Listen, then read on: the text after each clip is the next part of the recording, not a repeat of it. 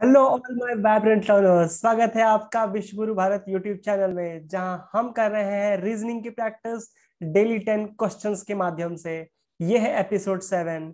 शुरू करते हैं इस वीडियो को एक बहुत ही बढ़िया मोटिवेशनल कोट के द्वारा। The quote of the day is beauty is hidden in everything, just learn how to observe. हर एक जगह पर खूबसूरती है और हमें बस सीखना है कि हम उस खूबसूरती को किस तरह से महसूस कर सकते हैं। तो आइए मैं आपको रूल्स समझा दूं इस वीडियो के क्विज के लिए। Question number 1 to question number 5 there will be easy questions. Question number 6 to 8 there will be medium type of questions. Easy type questions के लिए आपको मिलेंगे 10 seconds और मीडियम टाइप के क्वेश्चंस को सॉल्व करने के लिए मिलेंगे 20 seconds. Question number 9 and question number 10 are tough questions. You'll get 30 seconds to solve them. If you solve the answer, then write the answer in live chat box. If you're a beginner, then I will solve the questions for you after the timer completion. After question number 10, please write down your score in the comment box. So let's start today's quiz. Question number 1 is 25 83 27 39 56 43 87 132 567 1248. These are the numbers. How many numbers are there in the given sequence which are immediately preceded by an even number and immediately followed by an odd number? ऐसे कितने number हैं जिनके पहले even number है और जिसके बाद में है ऑड नंबर्स? इसको सॉल्व करने के लिए मैं देता हूं आपको 10 सेकेंड्स। लीजिए और बताइए इसका आंसर लाइव चैट बॉक्स में।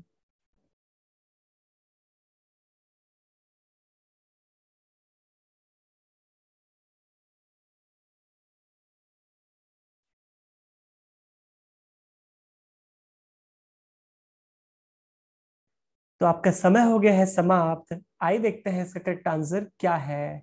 ऐसे 4 नंबर्स हैं, ऐसे 4 नंबर्स हैं। लेट अस फाइंड आउट कि पहले होना चाहिए एक इवन नंबर, उसके बाद number itself and then odd number. तो इवन नंबर एंड ऑड, तो इवन नंबर एंड इवन आ गया। ऑड है यहाँ तो ऑड नहीं गिनेंगे। Even number and even, okay. यहाँ पर 3 is odd, 2 7 3। Check even number and odd, 2 7 3। Right, इस तरह से हम देखेंगे कि even number and odd 6 4 3 and we'll see 8 7 1 even number and odd। आइए देखते हैं एक और नंबर है जैसे 6 7 1। तो ये सारे के सारे थे 4 नंबर्स ऐसे थे जो कि हैं जिनके पहले इवन नंबर आता है और एक उसके बाद आता है एक ऑड नंबर। तो लेते हैं क्वेश्चन नंबर 2। क्वेश्चन नंबर 2 आपके स्क्रीन पर आ रहा है, ध्यान से पढ़ेंगे। Question number 2, question number 2 is this one. How many such pair of numbers are there in 3861574, each of which has as many as numbers between them in both forward and backward direction? इस 3861574 में ऐसे कितने pair of numbers हैं जिनके बीच में उतने ही digit आ रहे हैं जितना कि उनके एक्चुअल में होते हैं उनके बीच में? लीजिए 10 सेकेंड्स, बताइए इसका आंसर लाइव चैट बॉक्स में।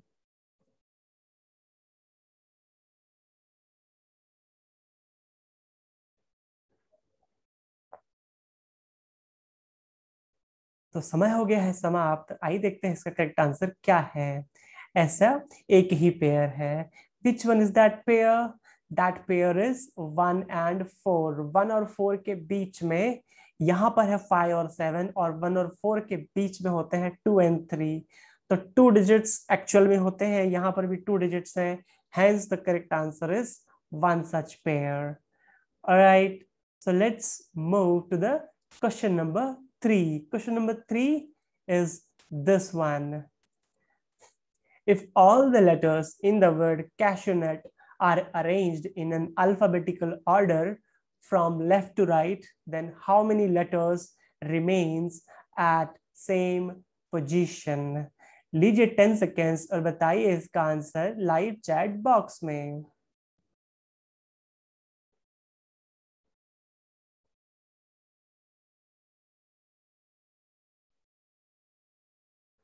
तो समय हो गया है समाप्त। आइए देखते हैं इसका करेक्ट आंसर क्या है। ऐसे दो लेटर्स हैं जो कि रिपीट हो रहे हैं। राइट, हम पहले लिख लेंगे कैशूनट, फिर हम इन्हें अरेंज करेंगे अल्फाबेटिकली। कैशूनट, सो सबसे पहले अल्फाबेटिकली ऑर्डर में रखेंगे तो ए सी एंड देन ई, ई के बाद आएगा एच। देखिए एच अपनी ही जगह पर है। राइट, उसके बाद आएगा एन, ये जगह है एन की, फिर एस, फिर टी, फिर यू, फिर डब्ल्यू। देखिए किसकी पोजीशन चेंज नहीं हुई, एच की पोजीशन एंड यू की पोजीशन चेंज नहीं हुई। राइट, इसलिए दो ऐसे लेटर्स हैं जिनकी पोजीशन चेंज नहीं हुई। Right, so let's move to question number 4. Question number 4 is this one. So it's a question of statement conclusion and comparison. W is greater than or equal to A is strictly greater than N is greater than or equal to D equal to E, and E is greater than R. So conclusions are R less than or equal to W, and conclusion 2 is D is less than W. So you have to tell which conclusion follows. Alright, इसको solve करने के लिए लीजिए 10 seconds. बताइए इसका answer live chat box में।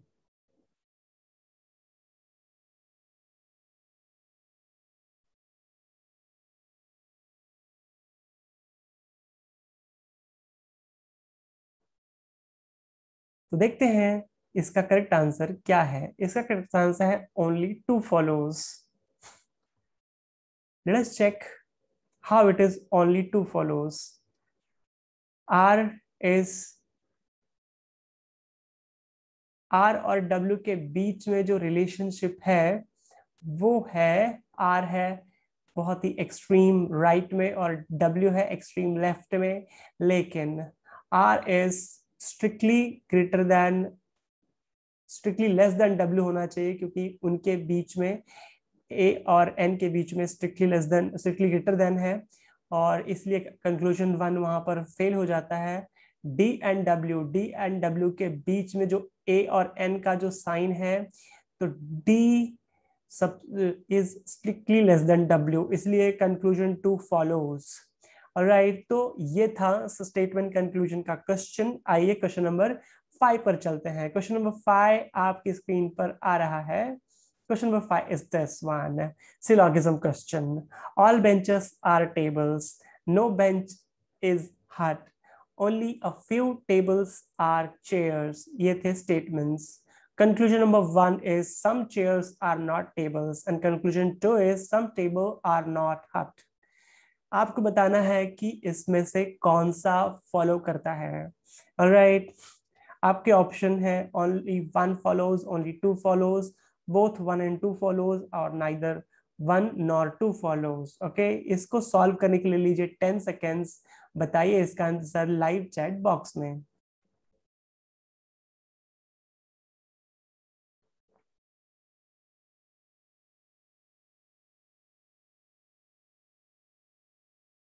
तो समय हो गया है समाप्त। आइए देखते हैं इसका करेक्ट आंसर क्या है। इसका करेक्ट आंसर है only 1 follows. Alright, so let's take how to solve this. I'll tell you.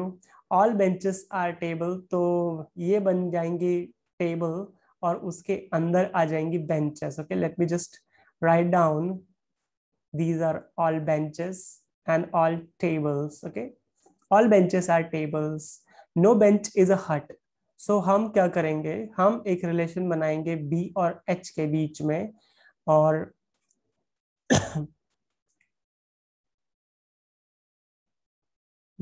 ये जो रिलेशन है बी और एच के बीच, हम इस तरह से क्रॉस कर देंगे कि भाई बेंच और हट के बीच में ऐसा कोई रिलेशन बनता नहीं है। ऑलराइट, हमने क्रॉस कर दिया। और अब देखते हैं तीसरा statement, only few tables are chairs. Alright, तो ये है चेयर और टेबल का रिलेशनशिप।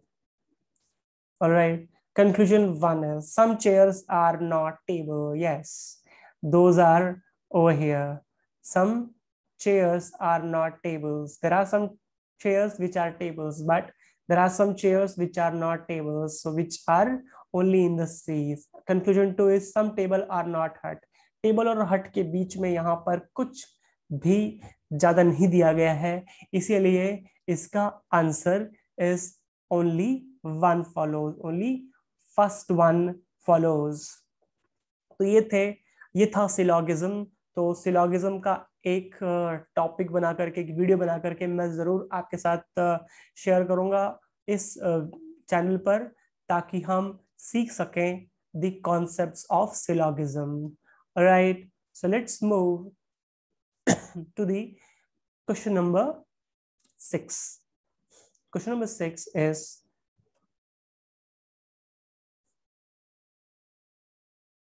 this one.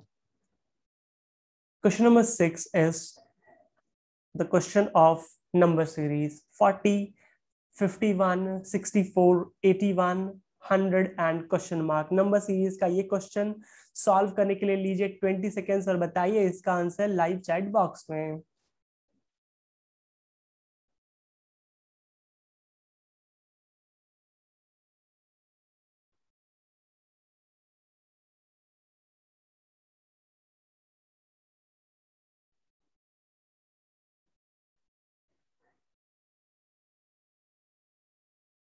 तो समय हो गया है समाप्त। आइए देखते हैं इसका करेक्ट आंसर क्या है। इसका करेक्ट आंसर है 123। ऑलराइट, तो 40 से 51 का रिलेशन है +11, 51 से 64 का रिलेशन है +13, 64 से 81 का रिलेशन है +17, 81 से 100 का रिलेशन है +19। ये किस तरह के नंबर्स हैं? क्या ये सारे के सारी ऑड नंबर्स हैं? अगर ये ऑड नंबर्स होते हैं तो +15 क्यों नहीं है यहाँ पर? ऑलराइट, तो इसीलिए प्लस, अब आप ऐसा सोच रहे हैं +2 +4 +2 +4, तो वो भी सही है। यहाँ इनके बीच में डिफरेंस के बीच में तो भी आप सही हैं। असल में ये सारे के सारे नंबर्स हैं प्राइम नंबर्स। तो 19 के बाद जो प्राइम नंबर आता है वो होता है 23। सो 100 + 23 बिकम्स 123। तो प्राइम नंबर्स वो होते हैं जो कि खुद के टेबल में आते हैं और 1 के टेबल में आते हैं, बड़े ढीठ होते हैं। Okay, let's move to the question number 7. Question number 7 आ रहा है। Question number 7 is this one. If each consonant in the word background is replaced by the previous alphabet and each vowel is replaced by the next alphabet according to English alphabet, then the letters are arranged in alphabetical order. So which letter is seventh from the right?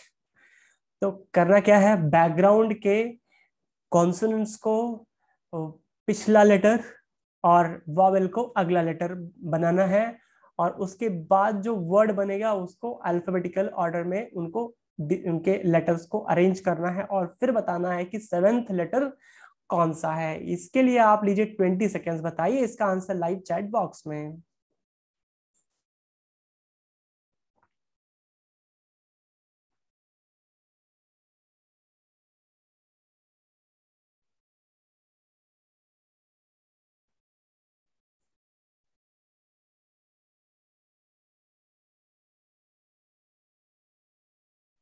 समय हो गया है समाप्त। आइए देखते हैं इसका correct answer क्या है। इसका करेक्ट आंसर है सी। राइट, सी किस तरह से है आइए देखते हैं। पहले हम बी, एक कॉन्सोनेंट है, बी के पहले आएगा ए, ए इज अ वॉवेल तो ए के बाद आएगा B. C is a consonant तो सी के बाद आएगा, सी के पहले आता है बी। के, के इज अ कॉन्सोनेंट, के पहले आता है A B C D E F G H I J K, तो जे आएगा। राइट, जी के पहले ई एफ जी तो एफ आएगा।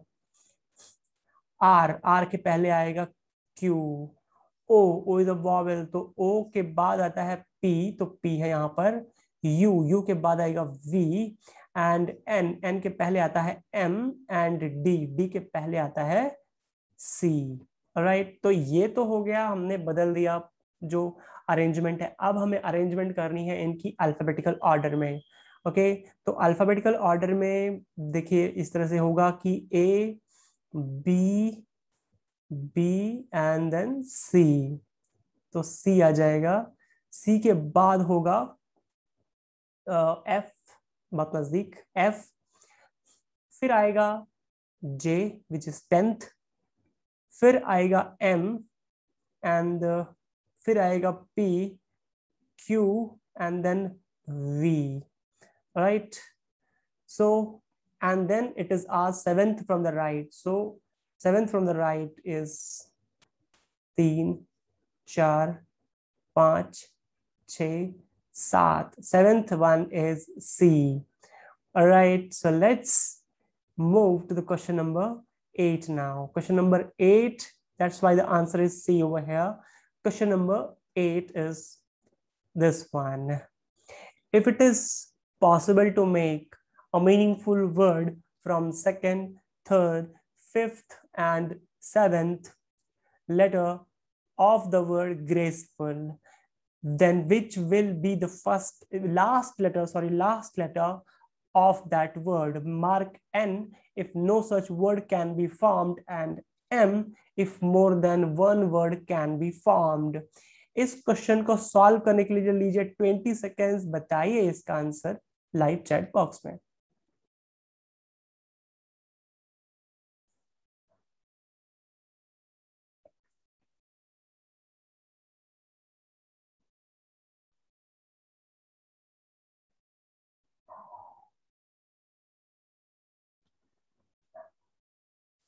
तो समय हो गया है समाप्त, आइए देखते हैं इसका करेक्ट आंसर क्या है। इसका करेक्ट आंसर है ए। ऑलराइट, तो आइए देखते हैं, लेटर्स को एक्सट्रैक्ट करते हैं। Second letter is R, third letter is A, fifth letter is E and the seventh letter is U. तो क्या बन रहा है यहाँ पर meaningful word? The meaningful word is urea, a chemical fertilizer, urea. So urea is a meaningful word which is made through the letters R A E U, urea chemical fertilizer है। और last letter इस word का है ए, इसलिए correct answer है ए। Right, तो question number 9 की तरफ चलते हैं। क्वेश्चन नंबर 9 है एक टफ क्वेश्चन जिसको सॉल्व करने के लिए मैं आपको दूंगा 30 seconds. Okay, question number 9 load करते हैं अपने कंप्यूटर स्क्रीन पर। Point A is 12 meter east of point B. Point C is 15 meter east of point P, which is 10 meter north of point M. Point O is 16 meter east of point Q. Point E is 22 meter east of point M. Point Q is 20 meter north of point A. Point B is 6 meter south of point E. और आपको बताना है point P is in which direction of point B. तो ये एक ऐसा question है, puzzled direction sense test का क्वेश्चन। इस क्वेश्चन को सॉल्व करने के लिए मैं आपको देता हूं 30 सेकेंड्स का समय। लीजिए 30 सेकेंड्स और बताइए इसका आंसर।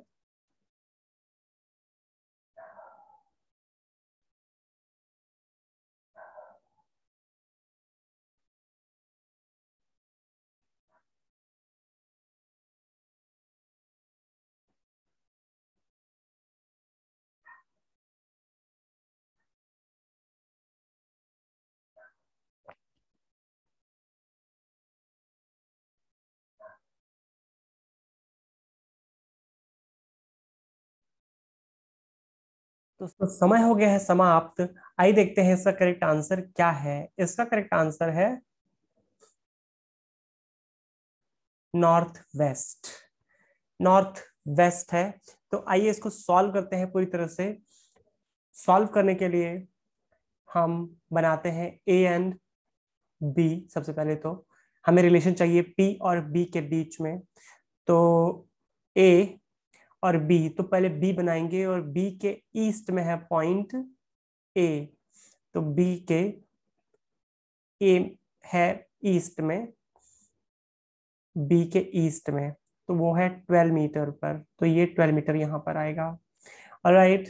एंड देन पॉइंट, अच्छा पॉइंट बी के बारे में बताया गया है। Point B 6 metre south of point E. तो मुझे सिर्फ और सिर्फ पॉइंट पी और पॉइंट बी से मतलब है। ओके, तो point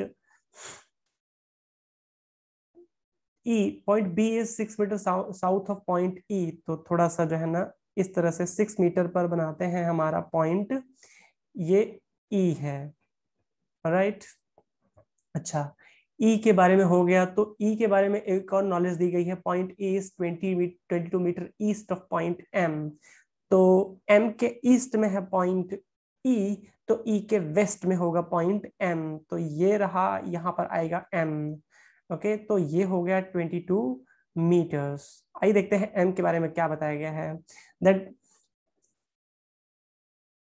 point C is 15 metre east of point P. आया पी, पी हमारा आ चुका है। देखेंगे हम, बनाएंगे with respect to C and M, which is 10 metre north of point M. तो एम के नॉर्थ में है पॉइंट सी। अगर ये कॉमा नहीं होता तो पी के बारे में बताया गया होता है, लेकिन ये कॉमा है तो यहाँ पर पॉइंट सी के बारे में बताया गया है। तो सी है नॉर्थ ऑफ पॉइंट एम। तो 10 मीटर नॉर्थ चलते हैं पहले।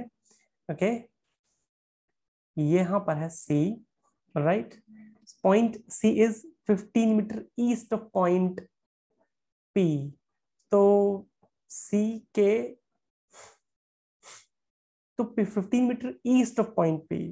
राइट। तो ईस्ट ऑफ पॉइंट पी यानी पॉइंट पी जो सी के वेस्ट में होगा। तो एकदम एक्सट्रीम पॉइंट पर पी पहुंच गया है हमारा।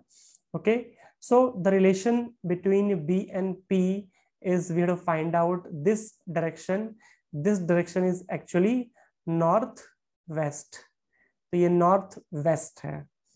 So that's it for question number 9.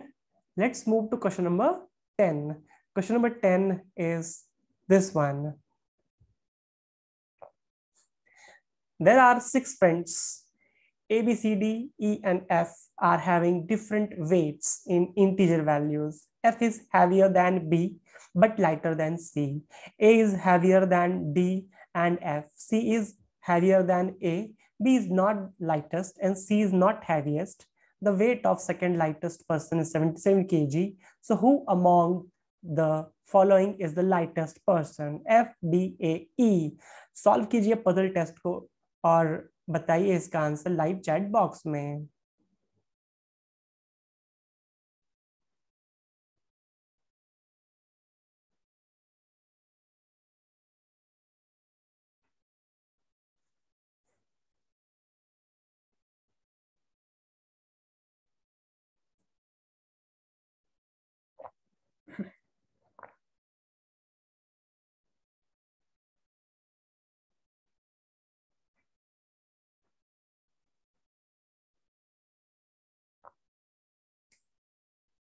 तो समय हो गया है समाप्त। आइए देखते हैं इसका करेक्ट आंसर क्या है।